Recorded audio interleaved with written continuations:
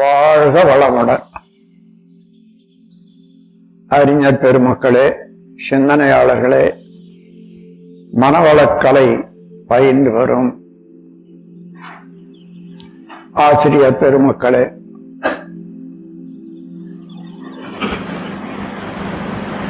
உங்கள் அனைவருக்கும் முதற்கண் எனது மகிழ்ச்சியையும் வாழ்த்துக்களையும் தெரிவித்துக் கொள்கிறேன். ஏனென்றால் மனவளக்கலையின் முக்கியமான ஒரு பயிற்சி அறுகுண சீரமைப்பு. 6 குணங்கள்ல முக்கியமாக பல தீமைகளை விளைவிக்கக்கூடியது சினம். அந்த சினத்தை பற்றி ஆராய்வதற்காக நாம் இங்கு கூடியிருக்கிறோம். இந்த ஆராய்ச்சி இதோட போறதில்லை, என்றுமே நிலைச்சிருக்கும்.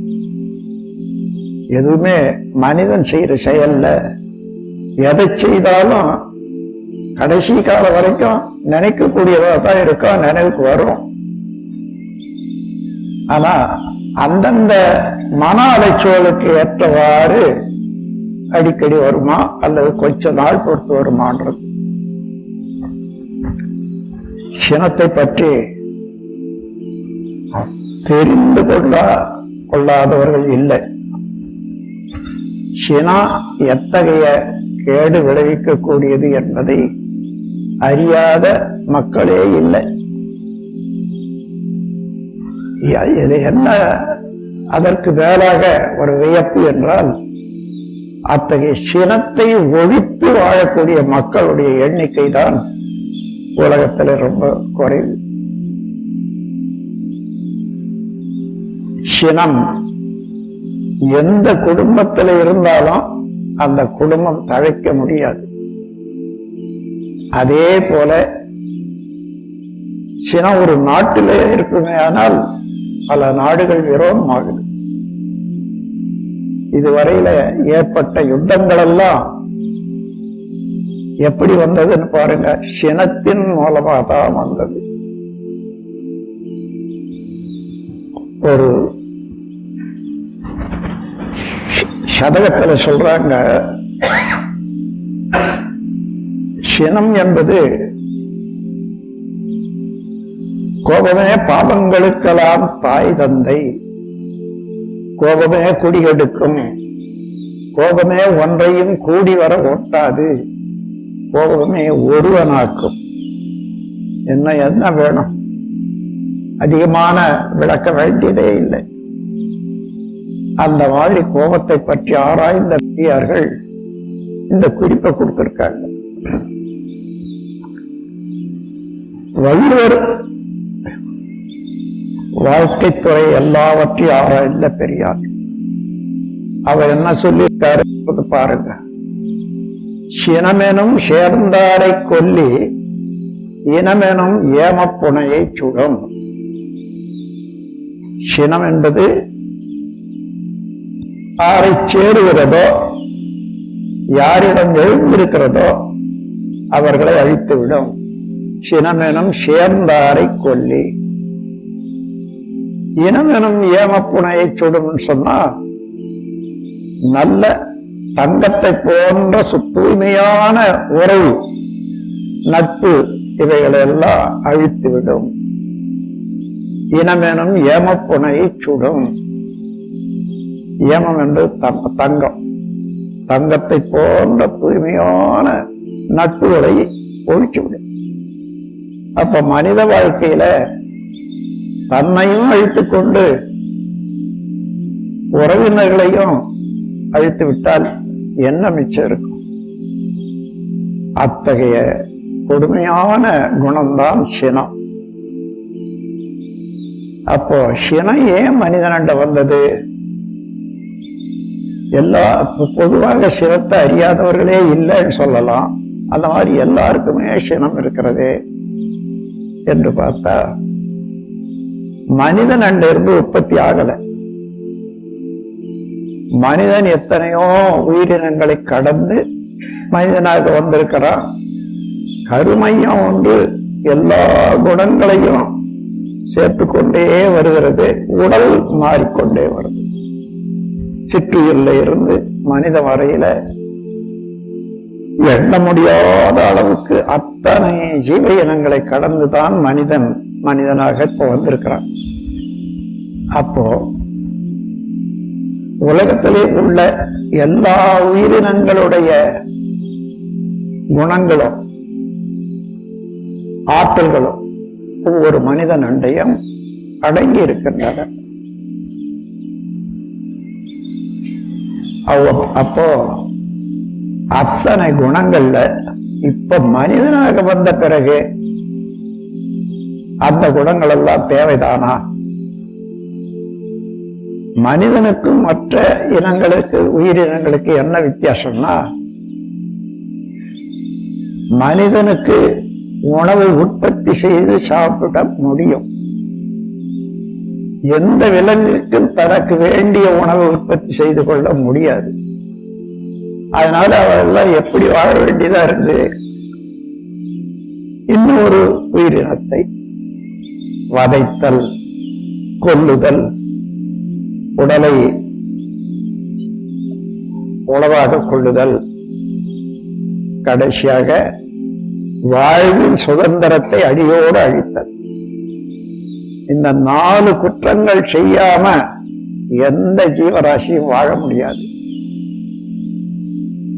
அந்த ஜீவராசிகளுடைய தொடர்பாக மனிதன் வந்ததனாலே வித்தின் மூலமாக மனிதனுக்கும் இந்த 4 குணங்களும் உள்ளடக்கமாக இருக்கிறது.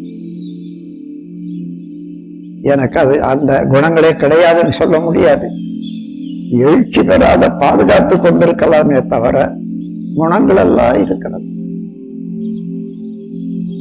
மனிதனாக வந்த பிறகு அந்த குணங்கள் எதுவுமே நமக்கு தேவையில்லை. அன்பும் கருணையும் தான் வேண்டும். இந்த 6 குணங்கள்ல எதுவுமே தேவையில்லை. உதாரணமா கடும்பற்று, என் மதம் உயர்வு, என் ஜாதி உயர்வு என்றால் அந்த கடும் பற்றில இருந்து எத்தனை யுத்தங்கள் எழுந்தன. அப்படி பார்த்தீங்கன்னா ஒவ்வொரு குணமும் மனித குலத்தை சீரழிக்கதையே தவிர நன்மை இல்லை.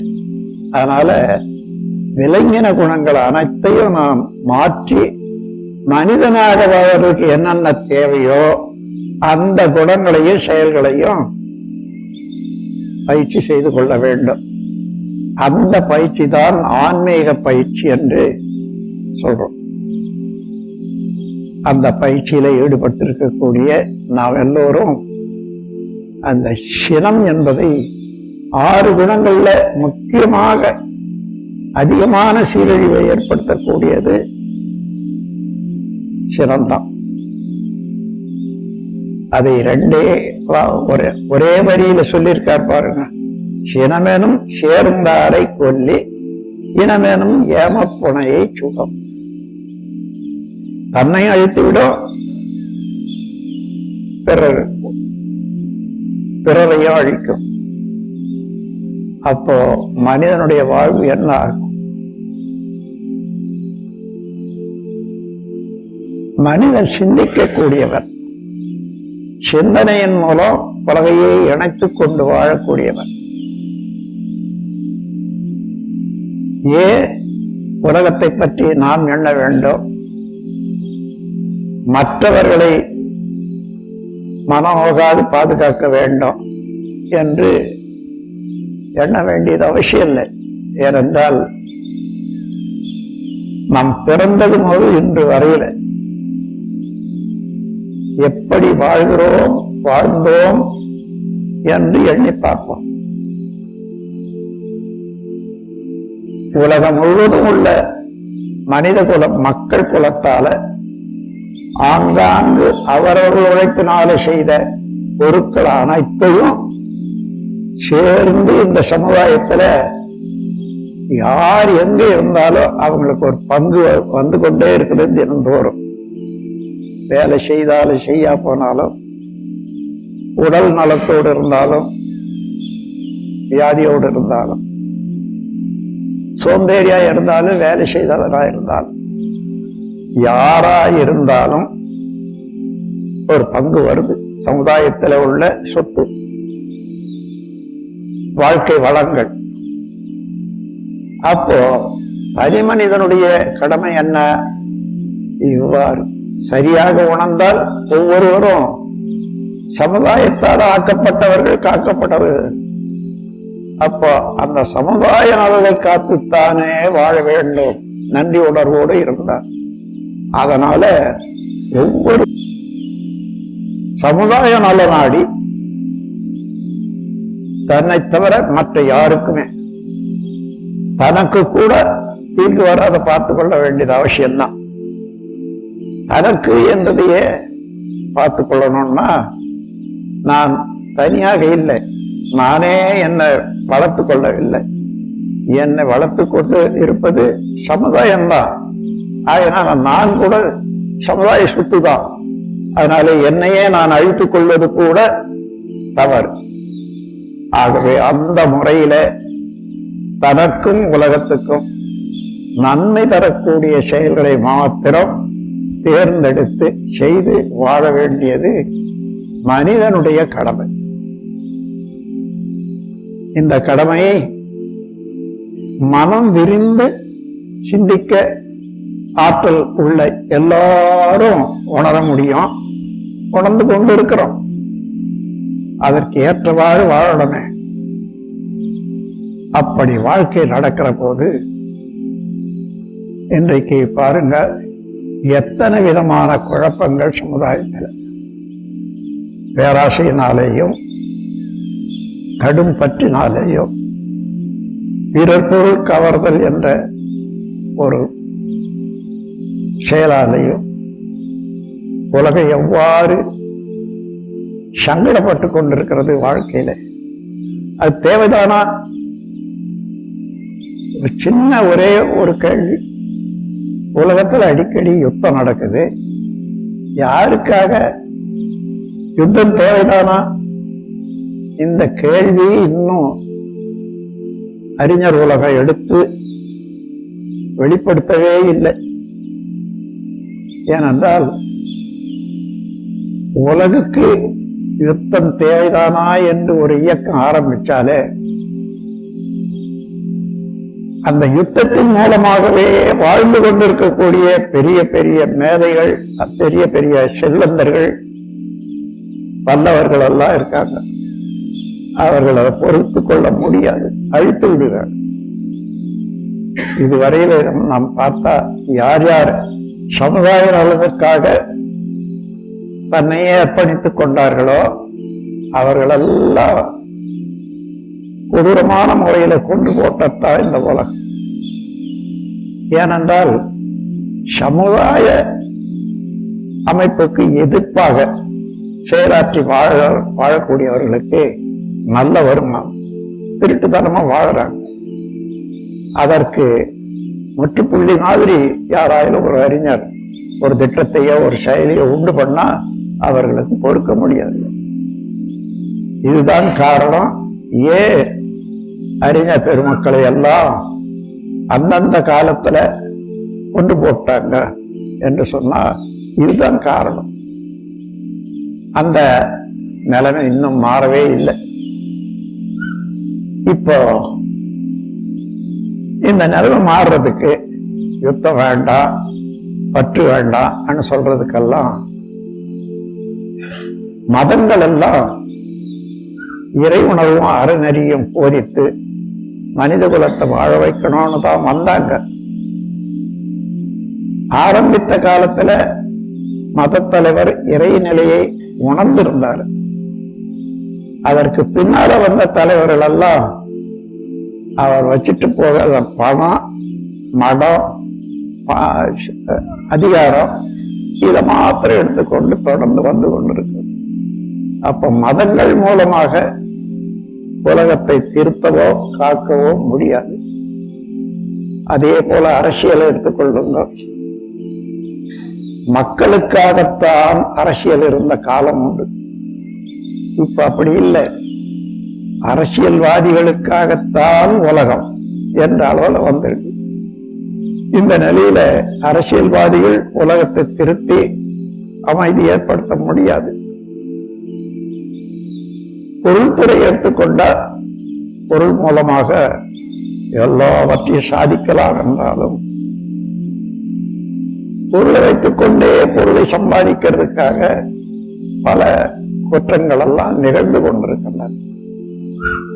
ஆக பொருள் வல்லமை உடையவர்களும் உலகத்தை திருத்தி மனித குலத்தை வாழ வைக்க முடியாது. இந்த 3 தலைவர்களும் உலகத்தை கைவிட்டுட்டாங்க இல்லையா? அரசியல்வாதிகள், மதவாதிகள், செல்வந்தர்கள். அப்ப என்ன செய்யணும்?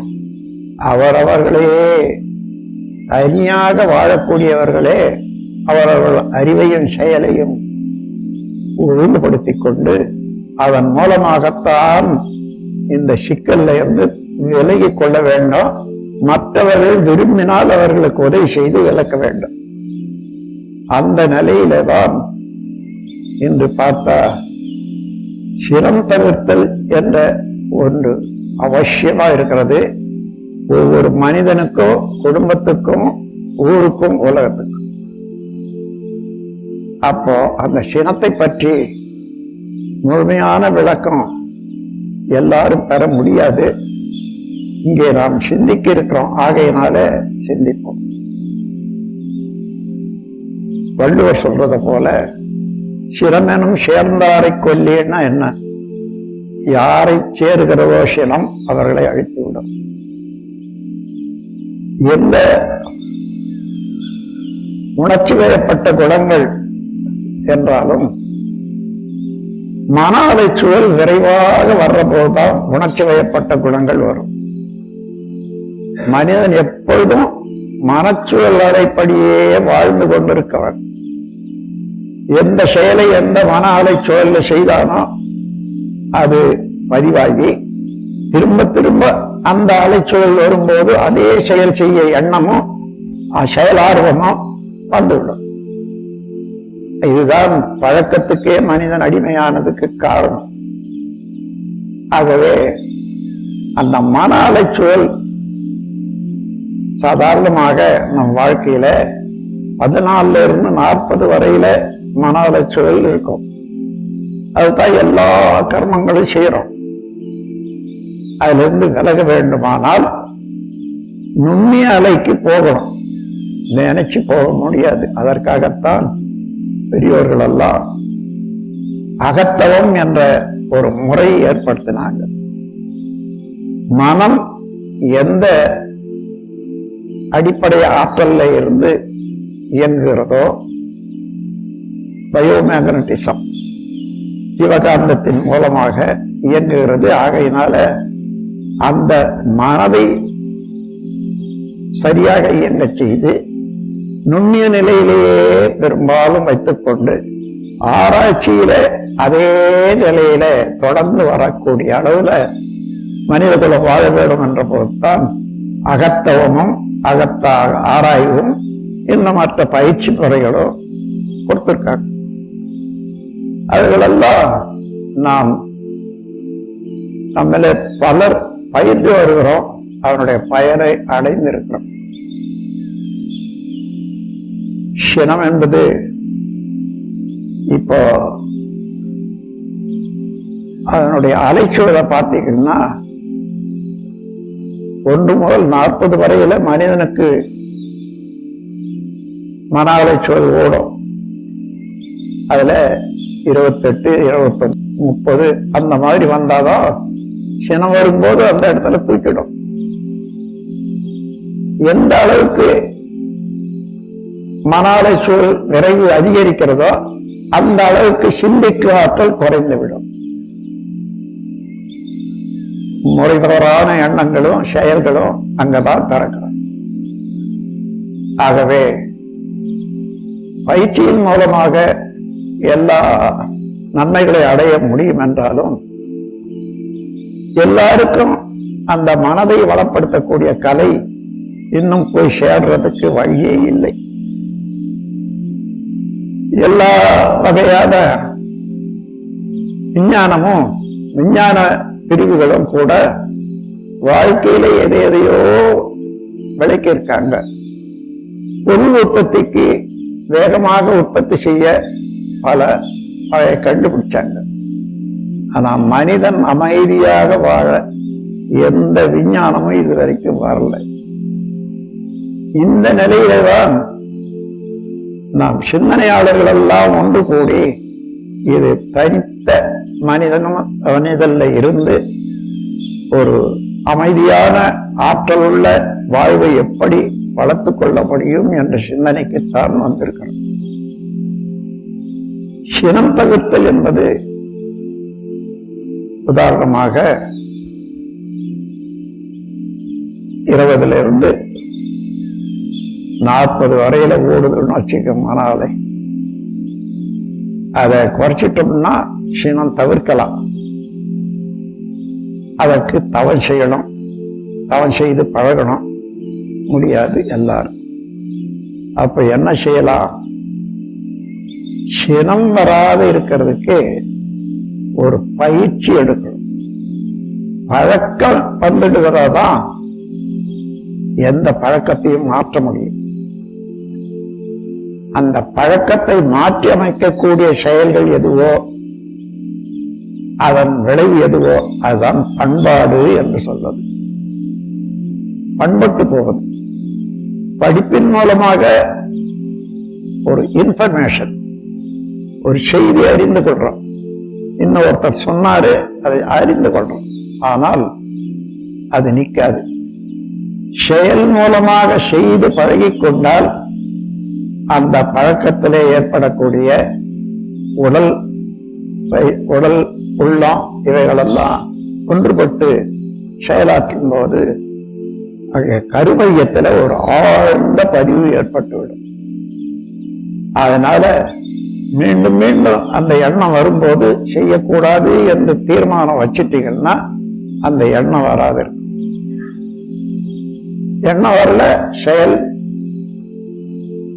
பழக்கம் போல நல்ல செயலையே செய்கிறோம். அதனால சினம் தவிர்த்தல் என்பதற்கு எனக்கு தெரியும், சொல்லிட்டாங்க அது தப்புன்னுட்டு நான் சினம் கொள்ளக்கூடாது என்று தெரிஞ்சுக்கிட்டேன். போராது. எவ்வளோ சீக்கிரமா தெரிஞ்சு கொண்டாரோ அவ்வளோ சீக்கிரமா மறந்துப்பார். அதை விட இன்னும் சீக்கிரமா மறந்துடுவாங்க. மனிதனுடைய ஒரு இயல்பு என்னன்னா, நல்ல செயலை சீக்கிரமா மறந்துடுவாங்க. துன்பத்துக்குரிய செயலாக இருந்தால் மறக்கவே மாட்டோம். காத இது வரைக்கும் போகும், கடைசி வரையில. அதனால இந்த இயல்பை அறிந்த போது நாம் ஒரு பயிற்சி முறையை ஏற்படுத்துகிறோம். இந்த பயிற்சி முறை சினந்தவிர்த்தல் என்ற பயிற்சி முறையை உலகிலே பல நாடுகள்ல அகத்தாய் பயிற்சி என்ற வகையின் கீழே பல அறிஞர்களுக்கோ சாதாரண மக்களுக்கோ அந்த பயிற்சி கொடுத்திருக்க. உண்மையிலேயே அந்த பயிற்சியினால உருப்பட்டவர்கள் இனி சினம் கொள்ளாத இருக்கணும் என்று தெரிந்து கொண்டு அதுபடி வாழக்கூடியவர்கள் எண்ணிறந்தவர்கள் இப்ப இருக்காங்க. அதுல ஒரு சிலர் அலட்சியமாக இருந்தாங்கன்னா அதுக்கு தக்கவாறு அந்த எண்ணத்தினுடைய வலு குறைஞ்சிடும். இப்போ உங்கள ரொம்ப பேர் கையில நோட் புக் வச்சிருக்கீங்க.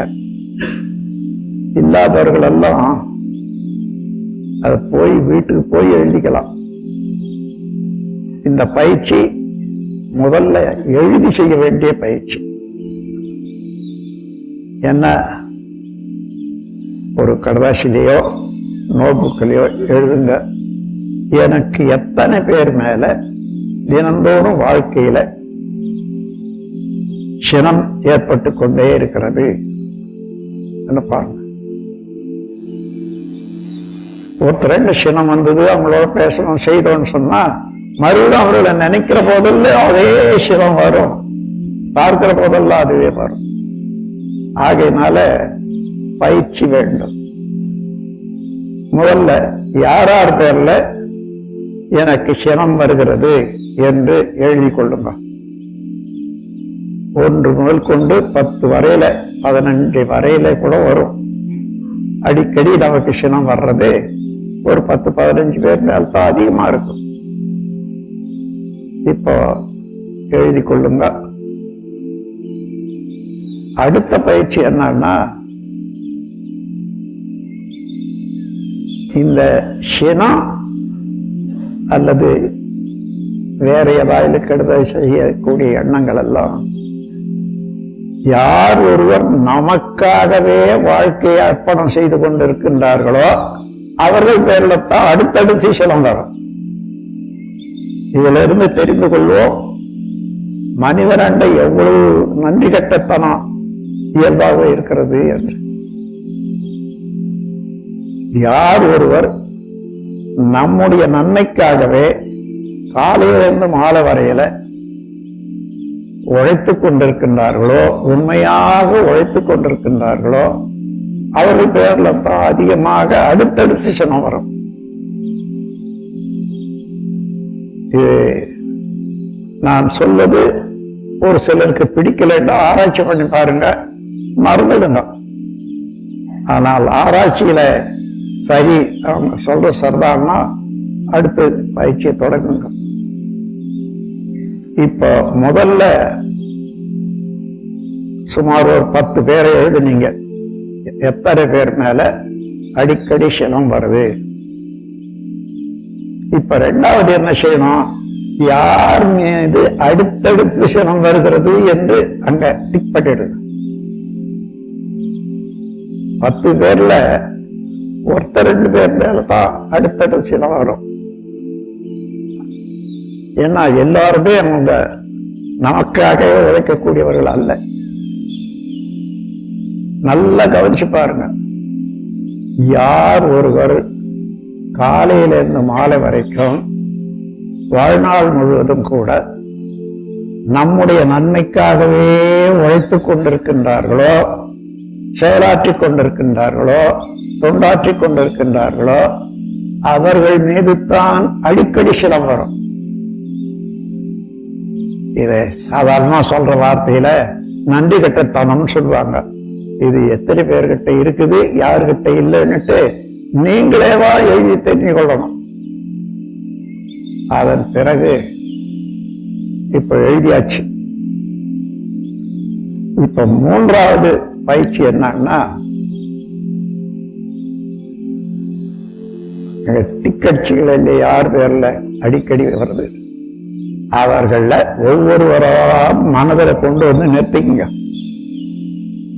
ஏன்னா ரொம்ப உங்களுக்கு வேண்டியவங்களா தான் இருப்பாங்க, பழக்கமானவங்களா தான் இருப்பாங்க. அவர்களுக்கு எனக்கும் எப்படி உறவு ஏற்பட்டது, அந்த உறவுல இருந்து இன்று வரையில அவர்களால் நான் அடைந்த நன்மைகள் என்ன என்ன கொஞ்சம் உற்று நோக்கி பாருங்க. ஒவ்வொன்னா வரும். இந்த இடத்துல நாம் எத்தனை தவறு செய்திருக்கிறோம் என்பது நினைவுக்கு வரும்.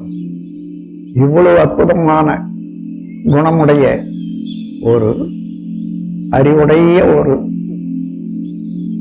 பெண்மணியும் ஆண்களையும் நான் எந்த அளவுல மதிப்பு குறைவா வச்சு சினம் கொண்டிருக்கிறேன், அந்த சினத்தினால அவர்களை எவ்வளவு தூரம் கஷ்டப்படுத்தி இருக்கிறேன் என்று நினைக்கிற போது எல்லாருமே எப்பேற்பட்டவர்களாய் இருந்தாலும் மனதில் துன்பம் தான் உண்டாகும், கசிவு.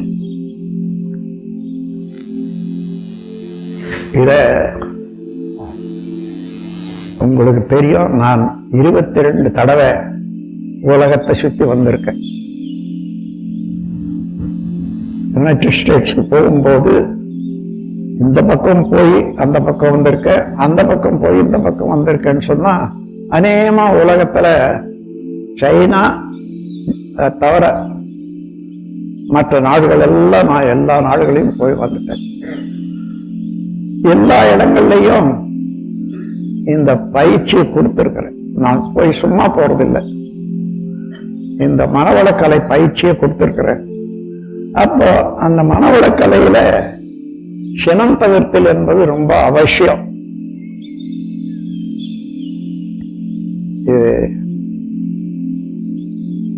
இப்படித்தான் பழக்கத்தினால மனிதன் அண்டு என்னென்ன குறை உள்ளதோ அதே போல பாருங்க இங்க. அப்போ நான் அவர்களுக்கு எழுத சொல்லிடுவேன். எழுதிட்டாங்களா கேட்பேன். ஆமாங்க. அப்படி சுத்திட்டு வந்து யாராயில பார்த்து, ஐயா உங்களுடைய நீங்க எழுதுனீங்களே அந்த லிஸ்ட் பார்க்கலாமா? நான் ஒன்னும் பண்ணல, பார்த்துட்டு கொடுத்துட்றேன். எனக்கு சந்தேகம் ஆளை பார்க்கும்போது அப்ப சரிங்க அதை கொடுப்பாங்க. தைரியமா எடுத்து பார்த்து, சரிங்க நீங்க எழுதுறதுல இந்த டிக் அடிச்சுட்டு முதல்ல அதிகமாக அடிக்கடி சிரமம் வருதுன்னு எழுதியிருக்கீங்கள, அப்படி யாருங்க? நீங்க சொல்லுங்க, இப்ப என்னன்னு உங்களை என்ன போகுது, மறுபடியும் அந்த லிஸ்டுக்குள்ள நான் கொடுத்துட போறேன். மனைவிங்க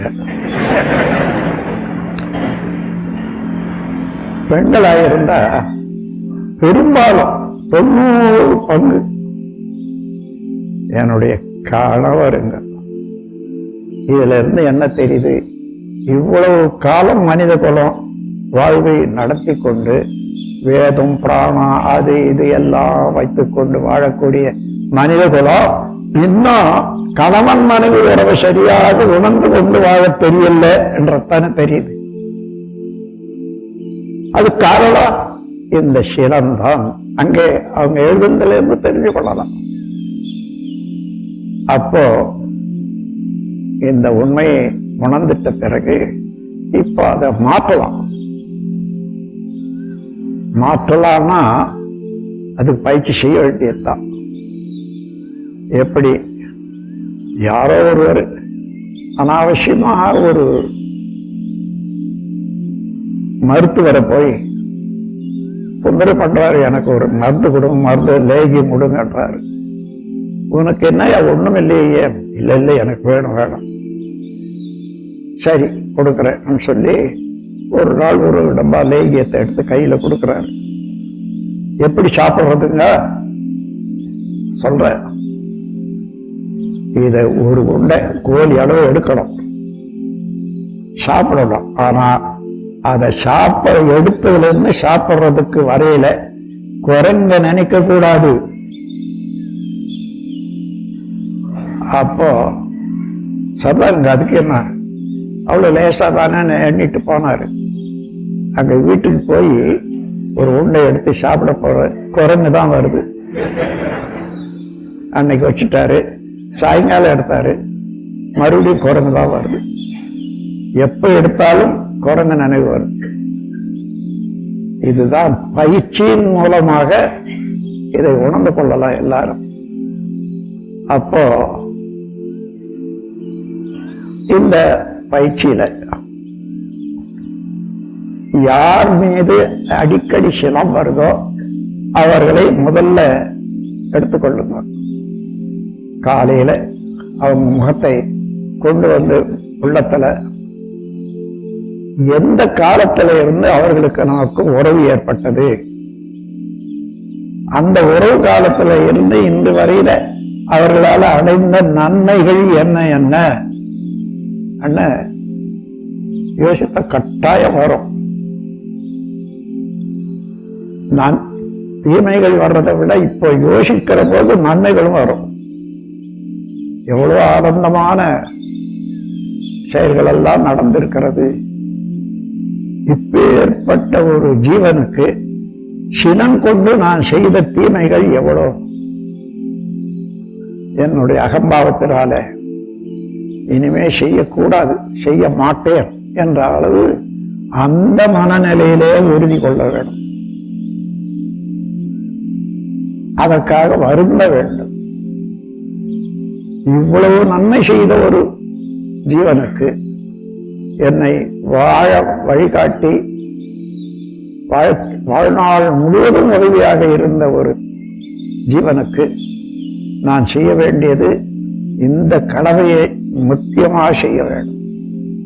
நன்றி உணர்வோடு இனிமே அந்த உருவத்தை மனதில் நினைச்சு கொண்டு எந்த காரணத்தின் கொண்டும் உன்னோட சினம் கொள்ள மாட்டேன், சினம் கொள்ளவே மாட்டேன். சினத்தினுடைய கெடுதலை உணர்ந்ததுனால யாரிடமும் நான் சினம் கொள்ள மாட்டேன் என்று பல தடவை அது யார் பேர்ல அடித்தடுத்து சினம் வருதுன்னு எழுதுனீங்களோ ஒவ்வொருவராக எண்ணி எண்ணி பார்த்து நான் சினம் கொள்ள மாட்டேன், சினம் கொள்ள மாட்டேன் மனதிலேயே உறுதிமொழி எடுத்துக்கொள்ளுங்க. தினம் பார்க்கவும் இல்லையா அவங்கள பார்க்கிற போதெல்லாம் இங்க எழுதுதான் நினைவு வரும். இப்ப சாதாரணமா எழுதினீங்கன்னா நான் எழுத சொன்னாங்க எழுதணும்னு இருக்கும். இப்ப எழுதி பாருங்க, அந்த அந்த உருவம் வந்து அவங்கள பத்தி சிந்திக்கிற போது நான் கூடவே இருப்பாங்க. என்னையும் மறக்க முடியாது. அதான் மனித மனதனுடைய ஒரு பெருமை. ஆகவே நான் எவ்வளவு தூரம் என்னென்ன சொல்லி இருக்கிறதோ அவ்வளவு அங்கேயும் நினைவு வரும்.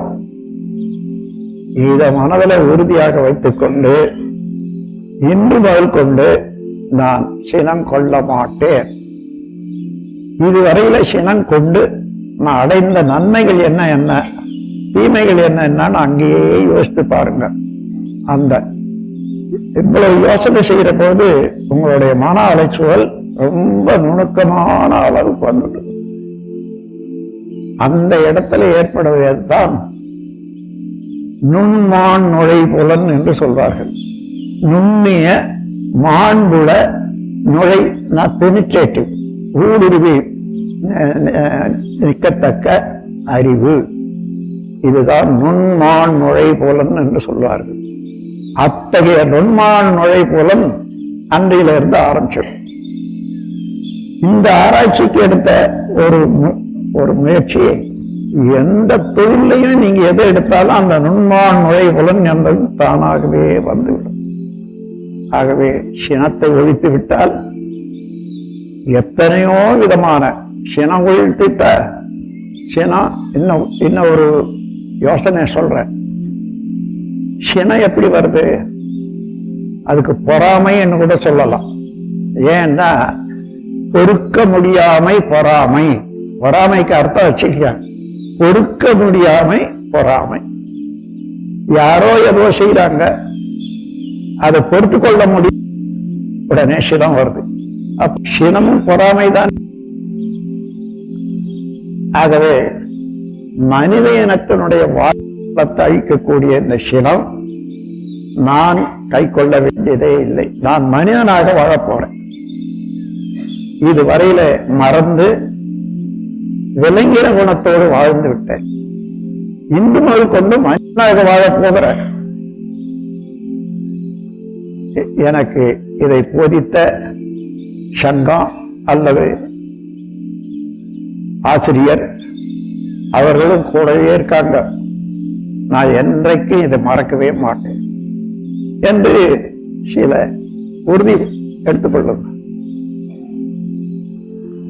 மறுபடியும் அதை வச்சிடுங்க. காலையில எழுந்த உடனே இதையே திருப்பி திருப்பி யோசித்து பாருங்க. 2 நாள் 3 நாள், ஒரு 4 நாள் ஆன பிறகு காலையில இதை எடுத்து யோசித்து பார்ப்பீங்களே, அவ்வளவு நினைவும் ஒவ்வொரு நிமிஷமும் வந்துட்டே இருக்கும். அப்ப யார் யார நாம் அடுத்தடுத்து சிரம் வந்ததாக நினைச்சோமோ அவங்களெல்லாம் பார்க்கிற போதெல்லாம் இந்த எண்ணம் வரும். அப்போல்லாம் ஐயோ இந்த மாதிரி செய்துட்டு கலக்கம் வரும். ஆனா நான் முடிவு எடுத்துட்டேன், இனிமேல் தான் செய்ய மாட்டேன். அந்த திருப்தியோடு நில்லுங்க. இந்த பயிற்சியை நீங்கள் செய்துவிட்ட பிறகு சினம் தவிர்த்த செயலாளராக சீராளராக மாறுவீங்க. மனம் நம்முடைய மன அலைச்சூழல் இருக்கிறதே, அதன் மூலமாகத்தான் நம்முடைய எண்ணங்களும் செயல்களும் ஓங்குகின்றன, பதிவாகின்றன, திருப்ப திருப்ப வர்றது. ஆனால் இந்த பயிற்சியின் மூலமாக இந்த பயிற்சியை பதிவாகும் போது மற்ற எந்த குற்றங்களும் வர்றதுக்கு இடமில்லாத போயிடும். இதை நான் ஒரு நாள் ஒரு ஹோமியோபதி டாக்டர், ரொம்ப அறிவாளி, அவருக்கு இந்த பயிற்சியை கொடுத்தேன். மற்றதோடு சேர்த்துதான் 2 மாதம் ஆச்சு. அதன் பிறகு வந்தார் என்னாண்ட, ஏதோ சங்கி நின்னாரு. என்னங்க, என்ன உங்களாண்ட ஒரு உண்மை சொல்லணும், அதுக்காக தான் வந்தேன். சொல்லுங்க. நேத்து நானும் என்னுடைய மனைவியும் உட்கார்ந்து பேசிக்கொண்டிருந்தோம். எப்பவும் போல என் மனைவி ஒரு கேள்வி கேட்கிறாங்க. என்ன கேட்டாங்க? இவ்வளவு நல்ல மனிதன் எங்க மறைஞ்சு கொண்டு இருந்தீங்க இவ்வளவு காலம்? அந்த மாதிரி என்ன மாத்தி விட்டுட்டீங்க. சரிதாங்க, நீங்க இத சொல்றீங்களே இல்லையா, எனக்கு ஒரு உண்மை தெரியுதுன்னு. சொல்லுங்கன்னாரு. உங்க மனைவியை இது வரைக்கும் எத்தனை பாடுபடுத்தி இருப்பீங்கன்றது தெரியுது. செய்துட்டீங்க, இனிமே செய்யவே மாட்டேன், உறுதிமொழி உங்களாண்டே சொல்றேன்றாரு. அந்த முறையில பயிற்சியின் மூலமாக மனம் தேறி சினம் தவிர்த்தவர்கள் எண்ணிறந்தவர்கள். அதே போல இன்னைக்கு இங்க இருக்கக்கூடிய 1000 பேரும் இந்த பயிற்சியில நீங்க தேறிட்டீங்கன்னா உங்க குடும்பங்கள் எப்படி இருக்கும்? பழகுங்க.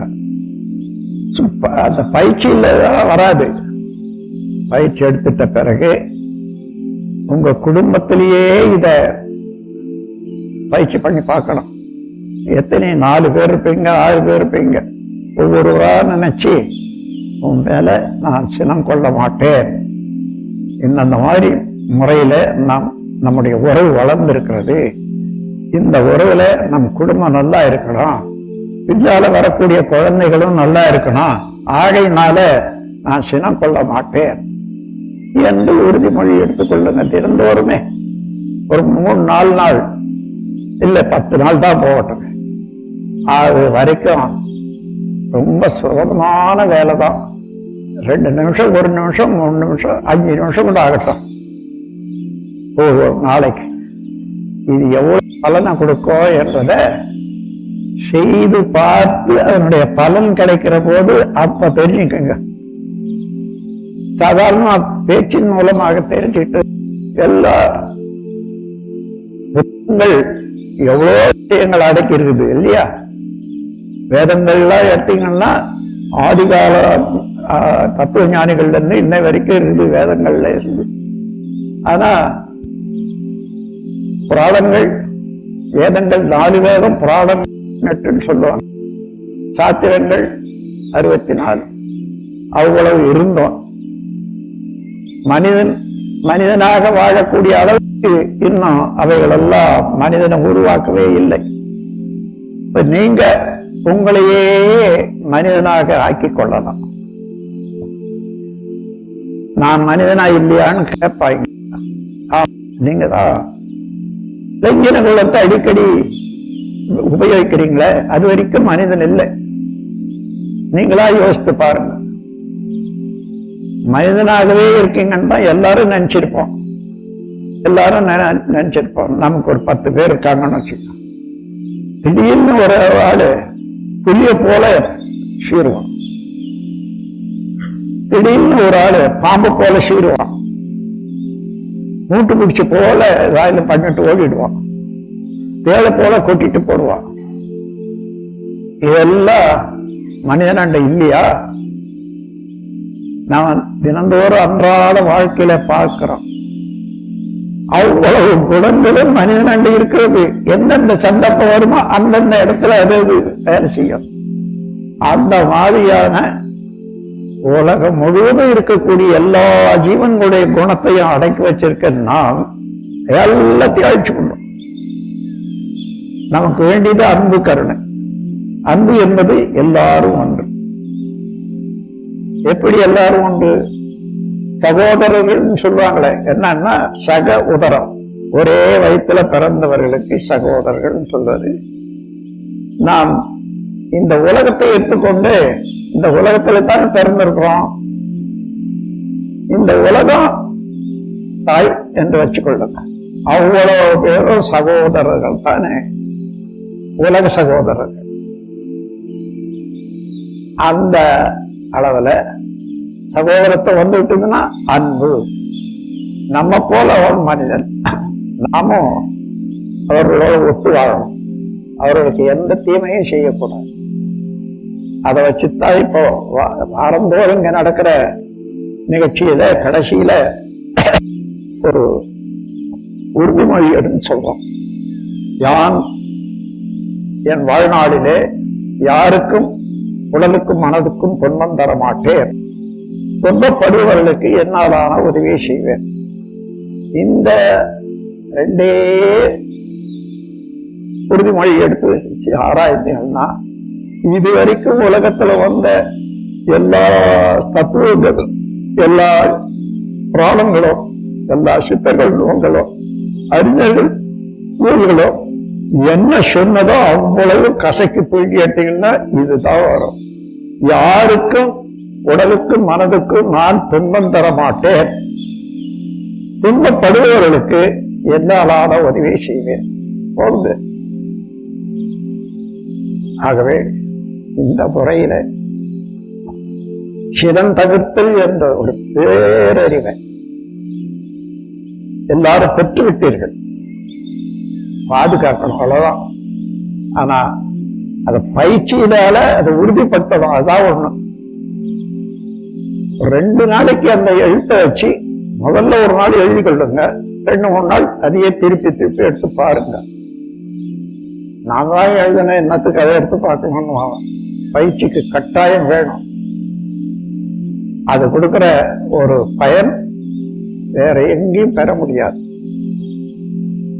அப்படி பயிற்சி செய்யாத எனக்கு எல்லாம் தெரியும்னு நினைச்சா புத்தகங்கள்ல இல்லாத தத்துவம் இல்லை. எவ்வளோ நூல்கள்ல பெரிய பெரிய தத்துவங்கள்லாம் அடங்கி இருக்குது. புத்தகங்கள்ல இருந்து என்ன பிரயோஜனம்? ஒவ்வொரு ஆயுத பூஜைக்கு எடுக்கிறோம், வச்சு பூஜை பண்றோம், அவ்வளவுதான்.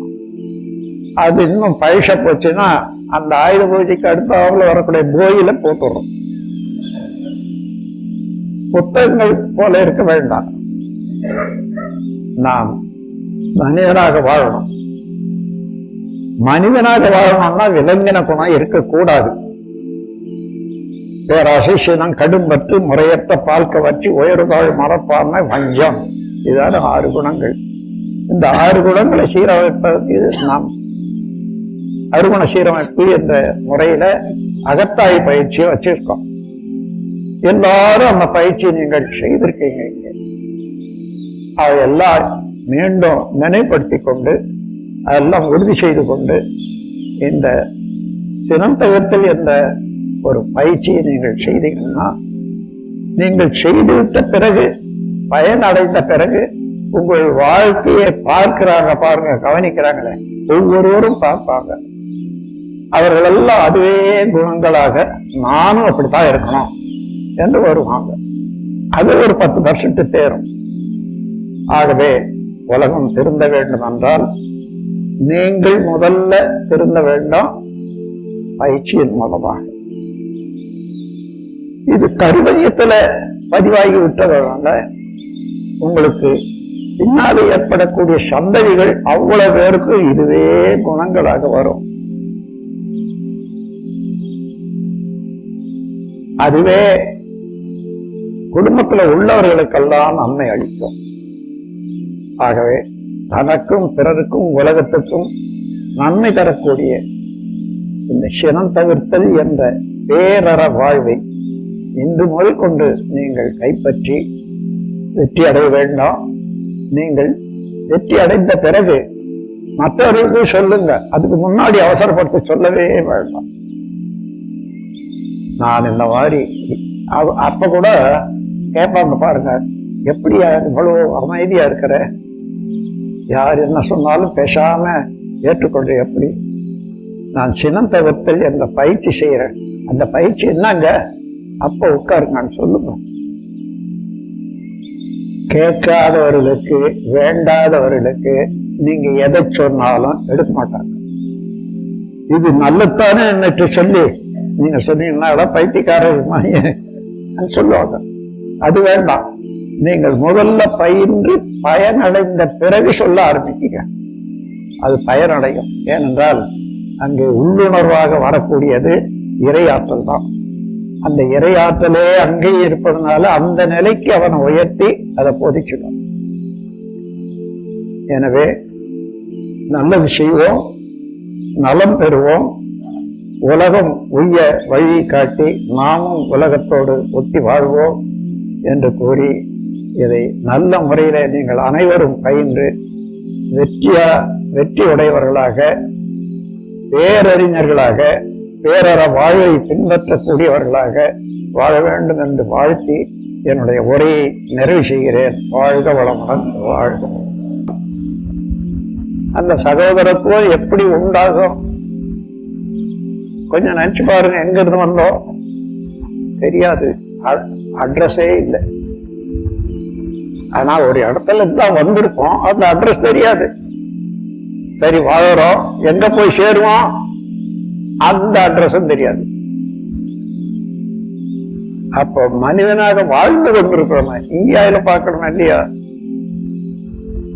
குழந்தையில இருந்து இன்று வரையில முடிகிற வரையில நாம உற்பத்தி செய்த பொருளையா நாம உபயோகிக்கிறோம். பாருங்க, கற்ற துணி, இருக்கிற வீடு, மற்ற எல்லா பொருளும் தினந்தோறும் சாப்பிடுற சாப்பாடு எல்லாம் பார்த்தீங்கன்னா உலகம் முழுவதும் உள்ள மனித குலம் உழைப்பினால உற்பத்தி செய்து வரை வரும்போது அத பங்கு நமக்கு ஒவ்வொருவருக்கும் எங்க இருந்தாலும் வந்துடுது. இந்த ஏற்பாட்டை பாருங்க. வேலை செய்தாலும் செய்யா போனாலும், உற்பத்தி செய்ய தெரிஞ்சாலும் தெரியா போனாலும், எல்லாரும் துணி கட்டியிருக்கோம். எத்தனை பேர் துணி நெய்ய தெரிஞ்சு துணி கட்டியிருக்கோம்? அவ்வளவு பேர் உணவு உண்றோம். எத்தனை பேர் அந்த உணவு உற்பத்தி செய்ய தெரிஞ்சிருக்குது? ஒரு விவசாயி 100 மூட்டை நெல்ல உற்பத்தி பண்றான். என்ன செய்யறா? 4 மூட்டை போடுறோன்னு எடுத்து வச்சுக்கிட்டு மிச்சம் நல்ல சமுதாயத்துக்கு தான் அனுப்பணும். அப்படியே எல்லா பொருளும் உற்பத்தி செய்யறவர்களும் அவர்களை கொஞ்சம் எடுத்து வச்சுட்டு மிச்சத்தை அனுப்பிச்சிட்டு இருக்காங்க. அது பரவலாக வந்துதான் நாம் வாழ்ந்து கொண்டிருக்கிறோம். ஏன் பிறருக்கு உதவி செய்யணும் என்ற கேள்வி எழுந்தா சும்மா செய்ய வேண்டாம். பிறராலேயே நாம் வாழ்ந்து கொண்டிருக்கிறோம். இன்னும் கேட்டா சமுதாயத்தின் மூலமாகத்தான் வாழறோம். ஒவ்வொருவரும் சமுதாயத்தினுடைய சொத்து. ஆகவே சமுதாய நிலையை நன்மையாக பார்த்து கொண்டுதான் வாழணும். இந்த அறநெறிக்கு இறை உணர்வு வந்தாதானே தெரியும் அவர் யாரு, இறைவனே.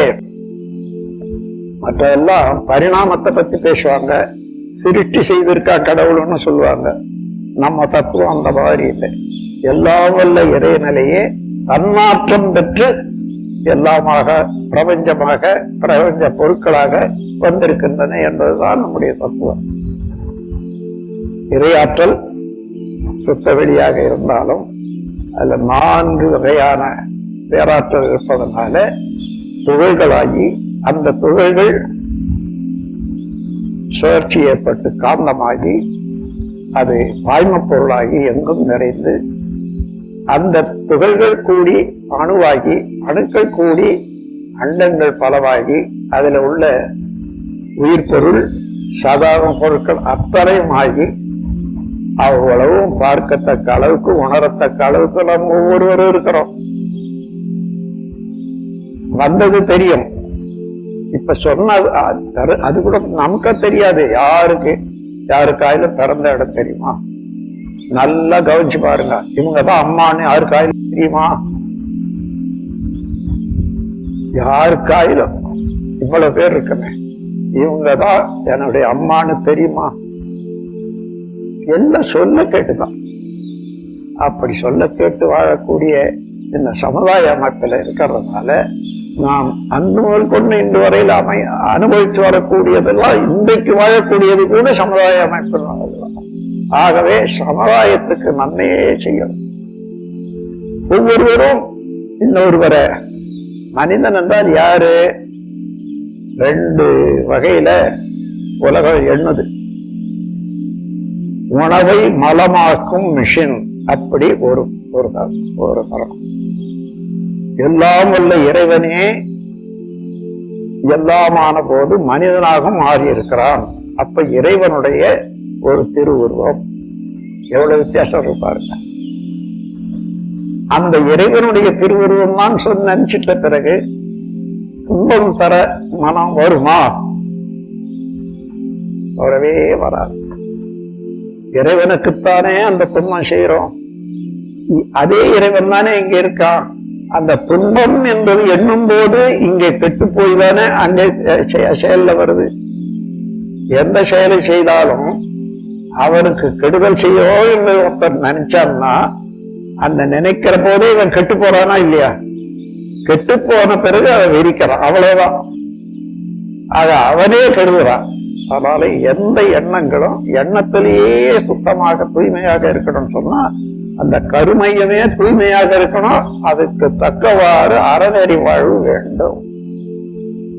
இதுதான் உணர்ந்தவர்களுடைய அல்லது நல்ல உணர்வோடு வாழ வேண்டும் என்று எண்ணக்கூடியவர்களுக்கு வேண்டிய தெளிவுரை. இந்த நிறைய நாம் மாத்திரம் இங்கே ஒரு 100 பேர் இருந்து உணர்ந்தா போராது. உலகம் முழுவதும் சிந்திக்கும் ஆற்றல் உள்ளவர்கள் எல்லாம் உணரணும். சிந்திக்க தெரியாதவர்கள் எல்லாம் அவனுடைய பயனை அனுபவிக்கணும். இந்த 2 வகையில உலக பொறுப்பை ஏற்படுத்திக் கொள்வதற்காக நீங்கள் பேராசிரியர்களாக, பொறுப்பாசிரியர்களாக, துணை பேராசிரியர்களாக எந்த பேர் வச்சினாலும் சரி, உலகத்தை திருத்துவதற்காக, பாதுகாப்பதற்காக, அன்பும் கருணையோடு நடத்தி வருவதற்காக. அன்பு என்று சொன்னால் எல்லாரும் ஒன்றுதான் என்று எண்ணுவது. கருணை என்று சொன்னால் எல்லாரும் நன்றாக இருப்பதற்கு என்னென்ன வேண்டுமோ அது எல்லாம் ஏற்பாடு செய்வது. ஆக அன்பும் கருணையும் தான் மனிதனுக்கு வேண்டும். இந்த 2ஐயும் பெறுவதற்காக பெற்ற பிறகு எவ்வாறு மக்களுக்கு அதை உணர்த்துவது? அன்பர்களே, நாம் தெரிந்து கொள்ளணும். சொல்லிட்ட போதும் எல்லாருக்கும் பிரயோஜனம் இல்லை. நாம் நடந்து பழகி அதுவாக மாறணும். அதன் பிறகுதான் நீங்க சொல்லுக்கு ஒரு மரியாதை. ஆகவே எனக்கு தெரியும் சொன்னா ஒவ்வொரு புத்தகத்துல எவ்வளவு இருக்குது. அந்த புத்தகங்களுக்கெல்லாம் என்ன பிரயோஜனம்? ஆயுத பூஜையில எடுத்து படத்துக்கு வச்சுக்கிறோம். தீபாத்திரம் பண்ணி எடுத்து வச்சிடறோம். அதுக்குதான் உதவும் அந்த புத்தகம். இன்னும் பழசாய் போச்சுன்னா அடுத்தாப்புல வரக்கூடிய போயில போட்டுறோம். அந்த மாதிரி அல்ல அறிவு. அவனே தானாக இருப்பதை உணர்ந்து கொண்டால் அந்த பொறுப்போடு, அந்த விரிந்த நிலையோடு, அந்த ஆழ்ந்த நிலையோடு, அறிவோடு நம்முடைய செயல்கள் எல்லாம் இருக்கணும். அப்படி இருக்கணும்னா என்னென்ன அடையாளம் வேணும்? குற்றம், குறை, பகை, கோள் சொல்லல், வஞ்சம் 5ம் ஒழித்து. வஞ்சம்னா என்ன? பொறுமை இல்லை மனிதனுக்கு. அந்த பொறுமை இல்லைன்னா என்ன? அதுக்கு பேர் பொறாமை. பொறாமை என்ற பொறுக்க முடியாமைதான் சிலம். ஆக குற்றம், அது குற்றம், இது குறை, அது சரியா இல்லை, இது சரியா இல்லை என்ற எண்ணம் எல்லாம் எப்ப வருது? பொறுக்க முடியாத போது வந்து குற்றம் குறை பகை கோள் செல்ல இவைகளெல்லாம் வருவது பொறுக்க முடியாமை ஒண்ணு, உணர முடியாமை ரெண்டு. நற்றவம் நற்புணர்வு நலம் பிறர்க்கு செய் தகுதி ஞான நெறி நாட்டமொரு மன்னிப்பு 5. அதுக்கு பதிலாக பெற்று அதன்படி வாழ்ந்தால் பேரற வாழ்வாகுவது. கற்றபடி கற்றிடுவோம், கற்றபடி வாழ்ந்திடுவோம். கருவைய தூய்மையோடு கற்றதை கற்றபடி நடந்து கொண்ட பிறகுதான் அந்த கற்றதுனால பயன் நமக்கு கிடைக்கும், உலகுக்கு கிடைக்கும். எனவே நாம் கற்றுக்கொள்வது மாத்திரம் போராது, கற்றுக்கொள்ள வேண்டும். ஏன்னா எல்லாமே நாம் உணர்ந்து தெளிந்து உலகத்துக்கு வரல. சின்ன குழந்தையாக இருந்த போது மனிதன் என்றே தெரியாது எந்த குழந்தைக்கும். அவன் பிறகு வளர்ந்து வரும்போது கூட ஆணென்றோ பெண்ணென்றோ தெரியாது. அப்படி சில காலம் ஆணென்றோ பெண்ணென்றோ தெரிந்தாலும் ஆணுக்கு பெண்ணுக்கு உள்ள ஒரு உணர்வு இல்லை. அத்தகைய முறையில பல மாற்றங்களை பெற்று மனிதன் வளர வேண்டியதாக இருக்கிறது. ஆகையினால எந்த இடத்திலையும் குறை இருக்கலாம். அது தெரிந்து கொண்டால் அந்த குறைகளை எல்லாம் குறையல்ல சரிப்படுத்திக் கொள்ளலாம். அப்படி சரிப்படுத்திக் கொள்ளுவேன், அது குறையல்ல, அதுதான் உதவி. அந்த அளவுக்கு ஒரு இடத்துல குறை இருந்தால் அதை சரிப்படுத்துவேன் என்ற அளவுக்கு மனம் வந்ததுன்னா அதுதான் அறநெறி. எனவே இந்த முறையிலே இறை உணர்வு பெற்று அறநெறியும் உணர்ந்து அதற்கு தக்கவாறு வாழ்வாங்க நாம் வாழ்வோம். நாமும் நலமோடு வாழ முடியும், பிறரையும் வாழ வைக்க முடியும். அந்த துறை ஆன்மீகத்துறை என்று சொல்லுகிறோம். அந்த துறை என்று உலகத்துல மற்ற எல்லா துறையும் வளர்ந்து கொண்டிருக்கிற போது கூட துறை உண்மையான இறைநிலை உணர்ந்தவர்களுடைய ஆன்மீகத்துறை வரல. அந்த குறைவை பூர்த்தி செய்வதற்காகத்தான் நீங்கள் இங்கே கூடியிருக்கிறீர்கள். அந்த குறையை பூர்த்தி செய்து கொள்வதற்காக நீங்கள் உயர்ந்து கொண்டிருப்பீர்கள். இந்த உயர்வெல்லாம் நீங்கள் எடுக்கக்கூடிய முயற்சி எல்லாம் உலகம் திருந்த வேண்டும், மனித குலம் திருந்த வேண்டும், மனித குலத்தில் இருக்கக்கூடிய களங்கங்கள் எல்லாம் ஒழிய வேண்டும் என்ற பேருணர்வுதான் என்று எண்ணும் போது எல்லையில்லாத மகிழ்ச்சி அடைந்தேன். இந்த மகிழ்ச்சியில நீங்கள் அனைவரும் எல்லாம் வல்ல இறையருளாலே உடல் நலம் நீளாயுள் நிறை செல்வம் உயர்ப்புகள் மெஞ்ஞான இவற்றில் ஓங்கி சிறப்பாக வாழ வேண்டும் என்று வாழ்த்தி என் சிற்றுரையை நிறைவு செய்கிறேன். வாழ்க வளமுடன், வாழ்க வளம்.